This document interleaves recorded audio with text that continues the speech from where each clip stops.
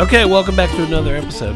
Wow, you just jumped right in there. I sure did. On that. Sure did. I mean, be aggressive. Be aggressive. Right? I reckon. Hold on.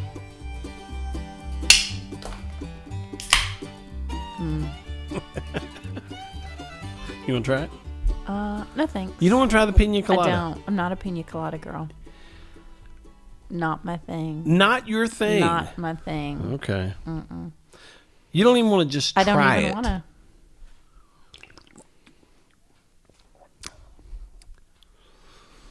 Yeah. I actually quite like that one. It's just the texture. The texture. The texture of it is a little bit different than like it the other shouldn't be in ones. a can. Yeah. Yeah. But I don't know what it should be in. Like a frothy cold glass, right? Yeah, over pina ice, coladas or should no? be frozen. They should be frozen, right? Yeah. I think. Yeah, you know. they're kind of desserty, right? Treat like. Yeah, islandish. Yeah. You know. Yeah.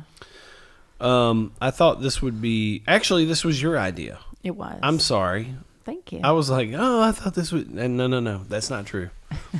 This was your idea that we should think about or talk about some of our favorite food dishes from our childhood. Mm-hmm. Yeah. Or things that remind us of our childhood, or how would you phrase that? Any of it, all Any of it. Any of it and all of it. Okay. But all you know me, it's hard to narrow down when you go, okay, top 3 or pick 3. It doesn't. I'm not. But that's why none of these are like my top 3. I know. It's always 3 of my favorite. 3 or of 3 food dishes that remind me. Yeah, but when I think of like 5, it's really hard to go, well, which 2 am I not going to say? Well, I know, but you know. You know, so then my brain tries to like branch out and go, okay, well, I could do things in my house and things from my grandmother's house, or yeah, you know. Well, how many you came up with? 5? And these were like favorite, or I think some of them are just memorable. Yeah, you know, like there's definitely memorable things that I didn't care for, but just kind of those weird things you grew up eating. Yeah, you know, which I think those probably would make an interesting list. Weird things you grew up eating. Yeah. I can, you know? When you say those words. Yeah. Oh, man. You want to visit that a minute? Oh, my goodness. I mean, what's the first, when you think about that, the weird things you grew up eating, what's the first thing that comes to your mind? The first thing earlier, because I did not care for these. Right. Salmon patties. That is exactly what I thought. That is exactly the one I was going to say. I cannot believe this. Did we have the same life? I would be so curious how your mom made them. Oh, and how they y'all were ate them. disgusting. I absolutely hated them. And we always called them salmon patties. Salmon patties, yeah. Salmon patties. Salmon patties. And they, look at Bear over there. He's just like, hey guys. Hey, what you doing? But they were the grossest things. Yeah. I've never encountered them other than my own home growing up. Yes. No, so I just can remember my mom kind of having like this glop of stuff in her hands. Oh, and so kind of, gross. you know, and then she would put it on a pan of oil, I guess. Yeah, I mean, if you think and about it flip today, it almost feels a little bit crab cake-ish. Yeah. And we love salmon.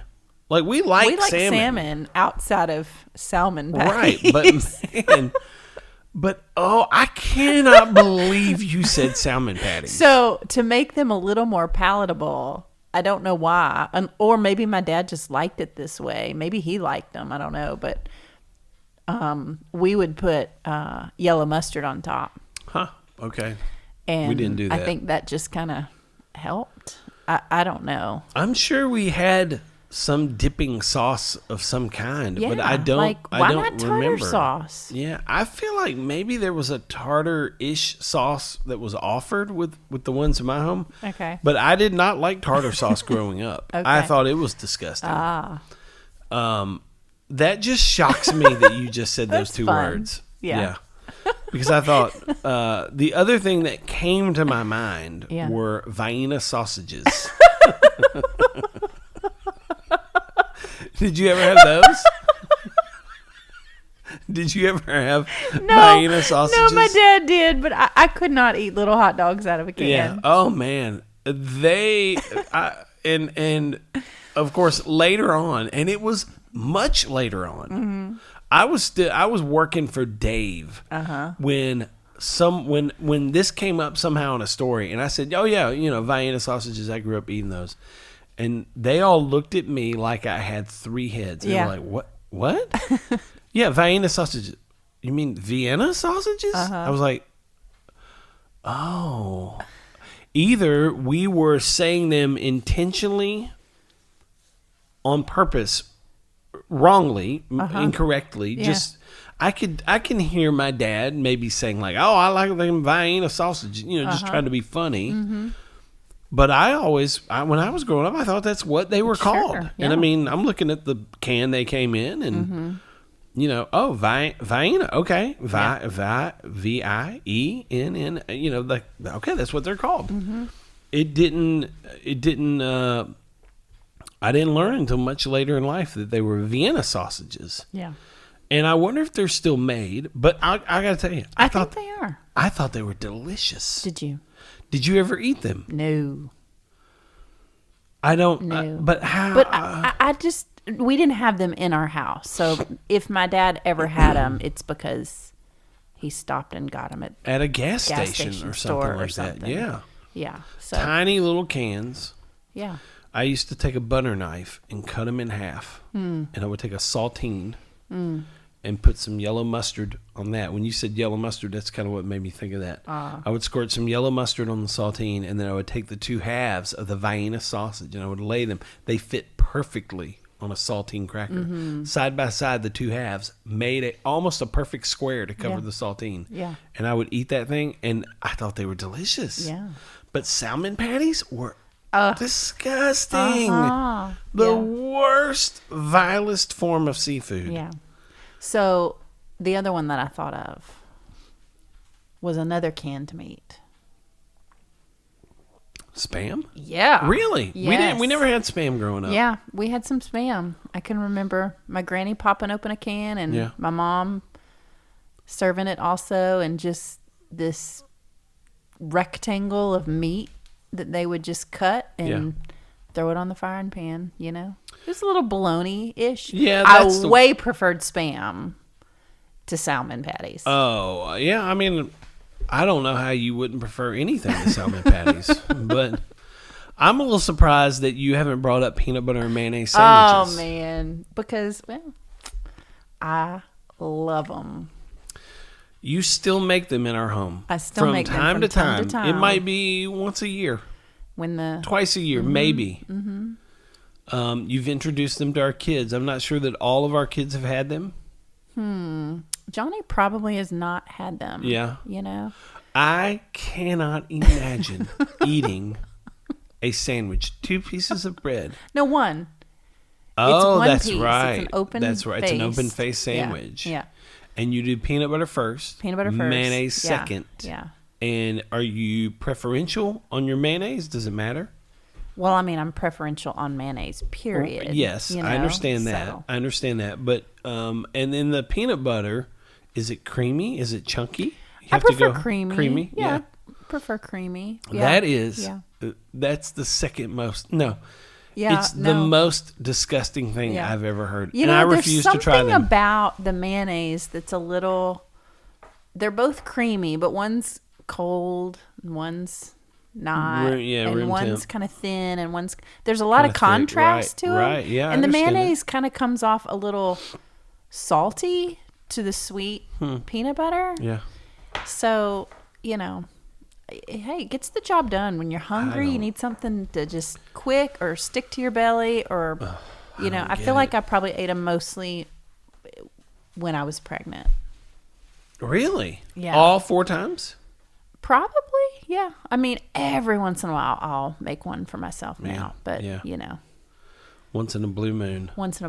But usually I just go for PB&J if I'm going to do a peanut butter sandwich. Well, those are the weirdest things. Yeah. But what we originally thought about talking about kind of 3 things that remind us of our childhood. Yeah. And so, do you want to start us off on that? Sure. I'd be happy to. Go for it. All right. So, my mom and I would often make chocolate oatmeal cookies. Yeah. Which you hear... No bake? No bakes. Okay. Yeah. So, big green pan, full stick of butter, 3 cups of oats. It was very simple. She had like this ripped gray envelope that was stuffed in a recipe box that probably is still there in the house somewhere. Yeah. And I'd pull that out. And so you'd get it mixing, and it'd be quite hot because you have to bring it to a boil when, you put the peanut butter, the cocoa, and we would mix it with a wooden spoon. And as I got older, I could mix the whole thing. But, when I can remember being young and it being too hot, or once you put those oats in and it got thicker, I couldn't quite mix it myself. Yeah. But then she would lay out a dish towel on the table with a sheet of aluminum foil on that, and then she would just drop spoonfuls. And so we would grab a spoon and a glass of milk, and we'd just sit at the table and just eat 3 of them while they're warm and gooey. And I've never been a huge fan of them. Maybe you need to eat them in that way. Maybe. Because now I'm starting to think, I need to serve those to my kids. Yeah. McKinley's almost 18. We don't. We have made them. We've not made those. We have. Maybe ages ago. Yeah, it's been a long time. But it was something that, particularly as I got older, we made quite often. And, it made a sweet little memory because we always sat at the table with our spoons and enjoyed them. One of mine is very similar, and it's Rice Krispie treats. Yeah. Because we would always make them straight in the bowl. Yeah. And everybody would grab a spoon. We rarely poured them into a pan or spooned them into a pan and let them settle. Yeah. And we would make them, in the microwave. You would microwave the butter, microwave the marshmallows, and then stir in the Rice Krispies, and it was loaded with butter. The more butter and the more marshmallows, the better it was. And we would do it. Mom would do it in a glass. Yeah. Most times like a glass bowl. Right. And we would just stir up all that butter and marshmallow and Rice Krispie treats, and hundreds of times in my childhood. Yeah, I remember that. Yeah. As we were dating and you started being around the house, we would do that. And I come from a long line of emotional eaters. And, if something's going on, hey, let's make some Rice Krispie treats in a bowl. And everybody grab a spoon. That's right. And we just sit at the kitchen table, and that bowl would be in the middle. And we'll slide it over here and get you a spoonful, slide it over there. And, and I'm sitting here going we don't do that with our kids. Yeah. I feel like we have made that. Maybe this past year with them. I don't think we have. I think we have. Because we didn't fool with the pan either. We just said, hey, this is the way Grammy did it. And I genuinely don't remember that. Yeah. We need to do these things more often. These are the things that, we should be passing down. Yeah. What's another one that you've got on your mind? Oh man, my favorite. Well, Granny made 2 of my favorite things: macaroni and cheese and her chicken and dumplings. Okay. Oh my goodness! I just to this day, your mom, her chicken and dumplings were really delicious. They reminded me a lot of my granny's, but I can remember Granny rolling out the dough and just grabbing a big knife and just making big long cuts, and she'd put long strips of dough in there, not little chintzy wads of dough. There's kind of some hack recipes out there of biscuits and stuff, which taste really good. I've tried them before, but Granny would just have these, they'd be 2 inches long. Oh man, they were thick, just so good, so good. A little salt, a little pepper. Oh my word! Man. So they were my favorite. And then because your mom made them very well, when your mom would always cook for our birthdays, I always wanted chicken and dumplings from her. So, but then the mac and cheese.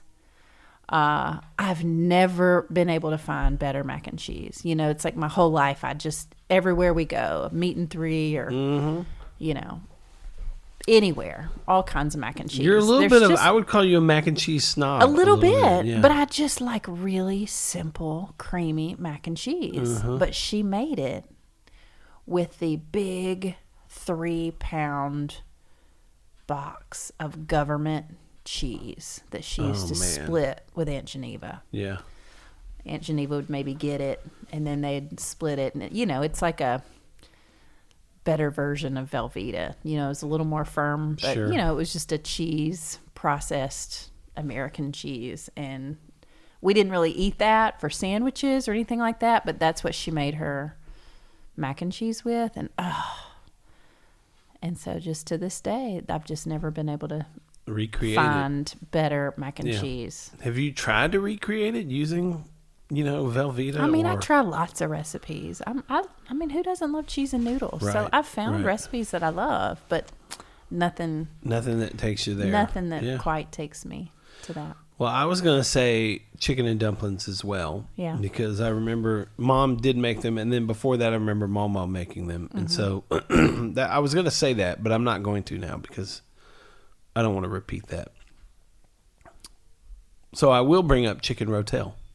Oh, that's which I think was kind of a second, you know, if I really think about it, that's probably the second savory dish that I remember, you know, having was chicken rotel. And, you know, and again, that's a pretty simple one. I mean, I think it's got Velveeta in it, probably. Oh, yeah. Lots of it. Yeah. But a spaghetti noodle, you know, green peas, rotel peppers, chicken, shredded chicken. Yeah, rotel tomatoes. Rotel tomatoes, rotel tomatoes. Yeah. Rotel brand tomatoes, right? Yeah. But what type of, I thought a rotel. I don't think there is a pepper. I think it's a pepper. In there. I don't, no, it's a can of rotel because we have made this recently. Okay. And just, oh, so good. So good. It's just creamy, comfort, delicious, unhealthy. Yeah. Comfort food. Yeah. You know, it just very warms your soul. Yeah. And it's got those peas in it. So you've got. Yeah, right. You got your veggies for sure. And the rotel tomatoes, I mean, it's a veggie, right? Yeah. So definitely good for you. Yeah, for sure. But I mean, God, I can't. I would love to know, like, how many times did I eat that growing up? Right. Because I just feel like there was a pan, and it was always great left over. Mm-hmm.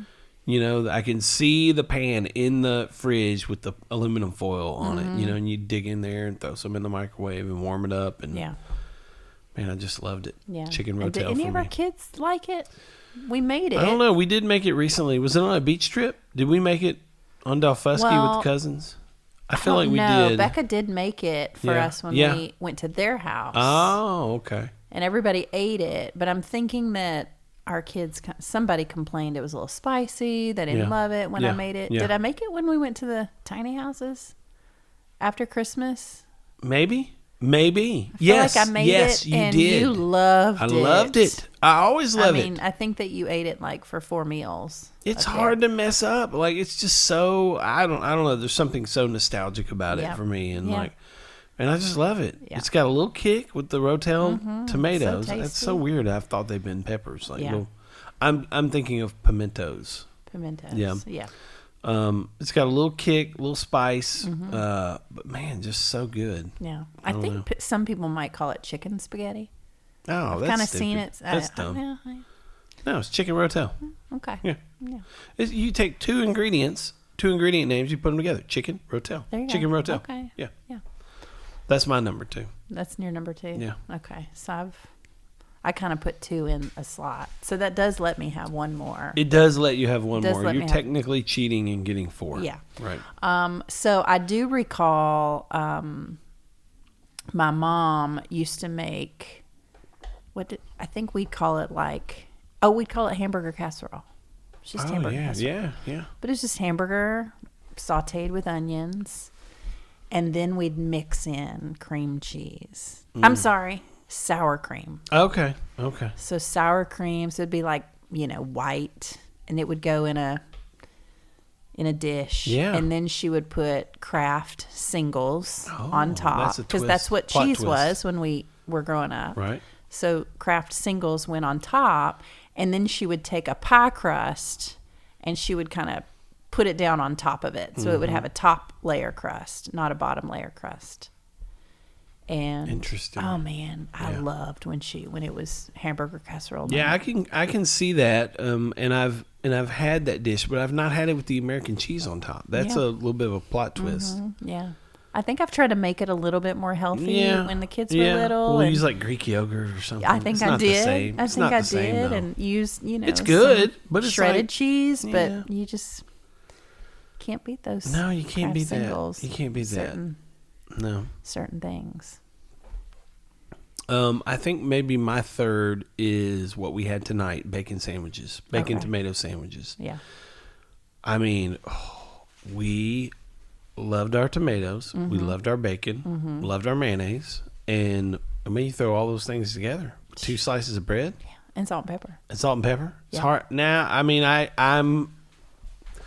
disagree on the salt. Okay. I think the bacon brings the salt. Okay. And so I don't think you need the salt. Okay.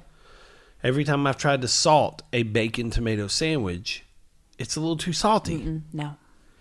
Now, if you're using good bacon, listen, you don't salt the bacon. You got to salt the tomato. And I will say, wheat bread you can do in a pinch, but I think you got to have squishy white bread for a bacon tomato sandwich. Yeah, wheat works.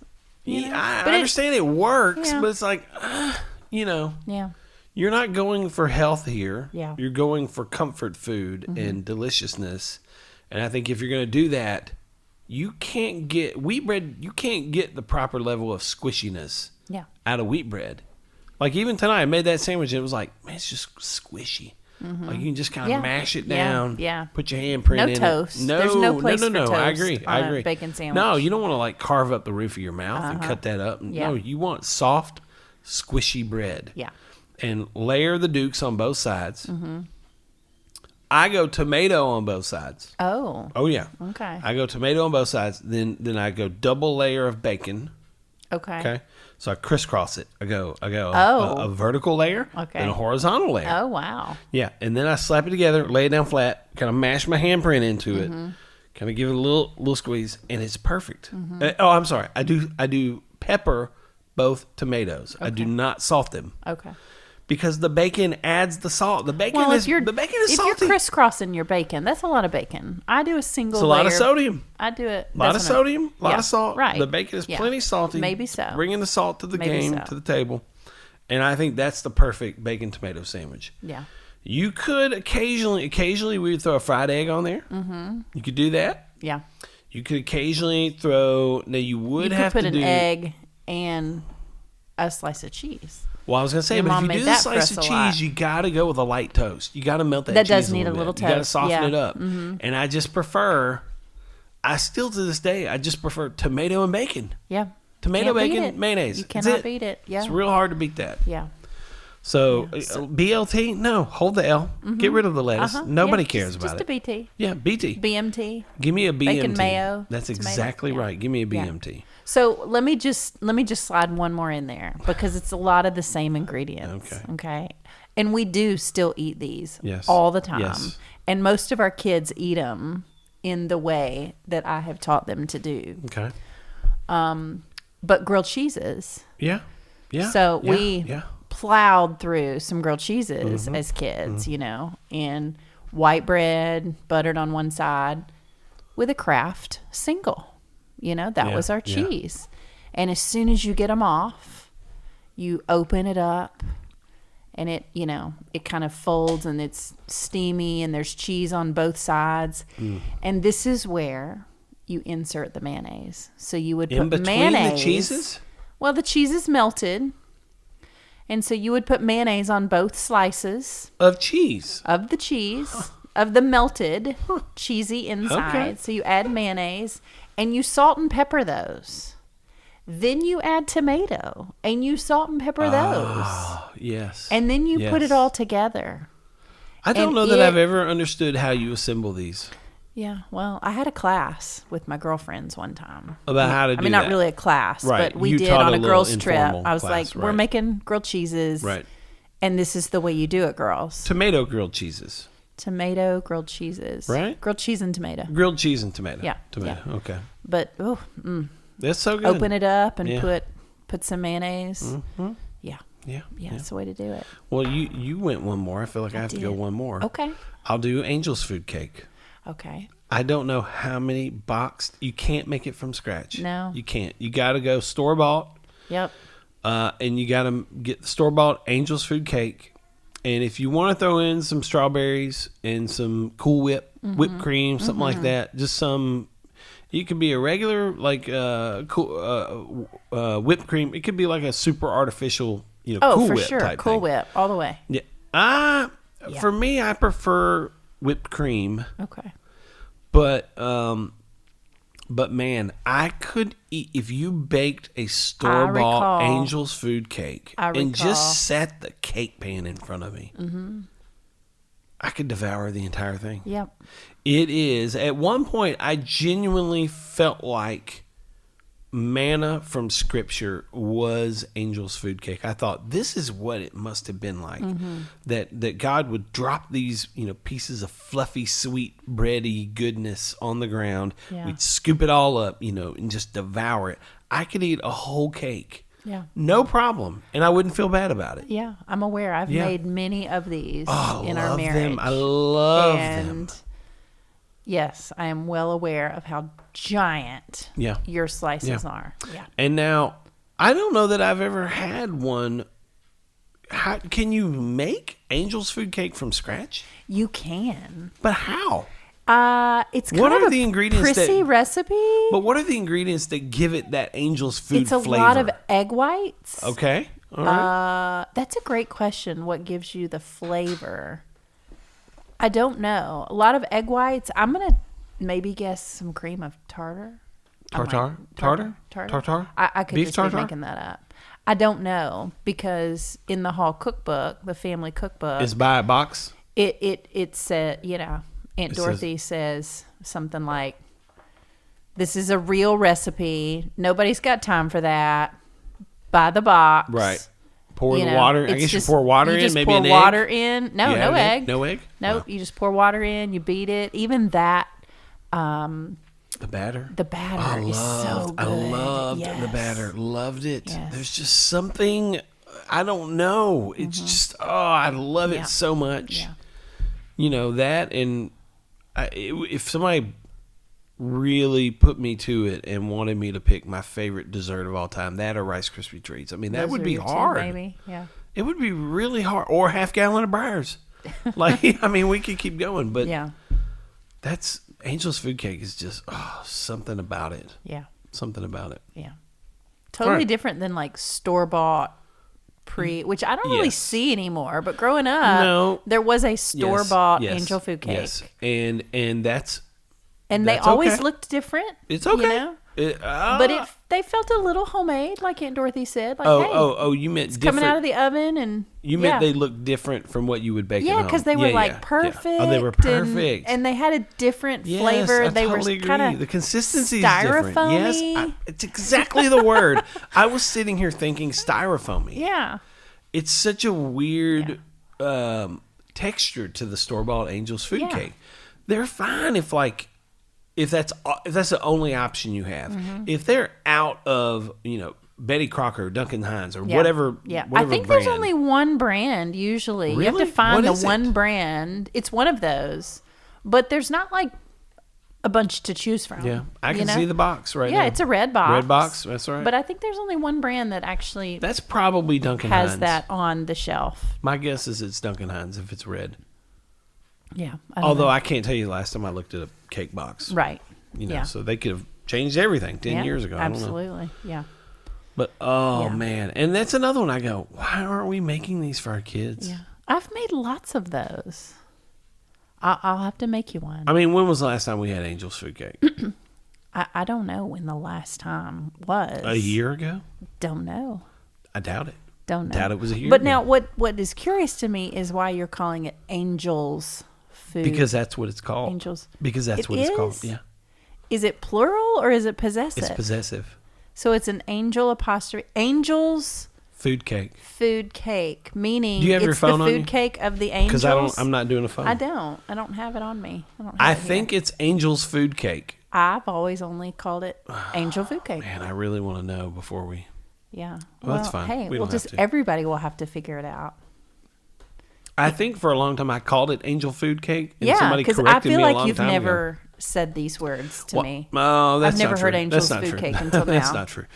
But I think I said it. I feel like someone corrected me, kind of like Vienna sausages, and corrected me on it years ago. You're going to go get your phone right now. I'm just going to get the whole cookbook. Okay. Well, I don't know if you know this, but our family is not that awesome at spelling sometimes. So we might not have written it down correctly. Yeah, but this would be what would be adequate. No. Yeah. No, absolutely. it's not. Yeah. Absolutely. I want to know what it says.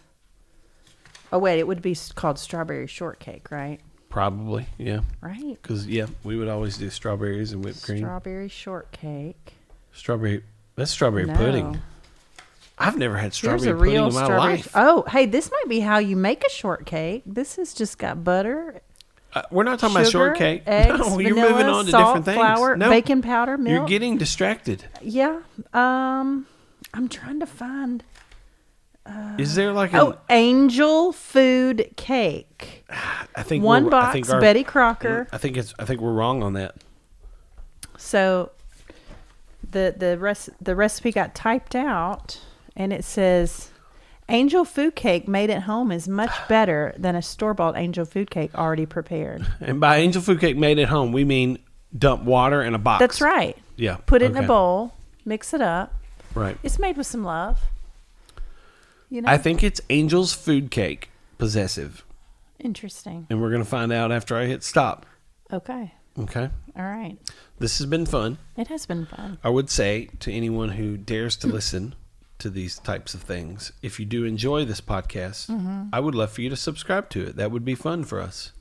If we saw the subscriber count go up, if you could go, hey, I'm going to subscribe to that. So then that way, when you click the button and a new episode comes out, it just comes straight to your whatever your feed is, whether you're on Spotify or Apple Podcasts or whatever. You just click that subscribe button. That'd be great. Also, a 5-star review, because those are good for you. And then a review. If you leave a positive review, a 5-star rating and a positive review. If you don't like it, just keep scrolling. Just keep scrolling. Move along. Like, Yeah. Don't be one everybody. don't be one of those people. But if you like it, we would love a really great review. That would be fun. Yeah. It's like reading fun mail that gets sent to you in your mailbox. Yeah. Yeah. All right. Well, this has been a fun episode. Yeah, it was I enjoyed fun. talking about these things with you. They are fun. And I love you. Love you. All right. Bye-bye. Bye-bye.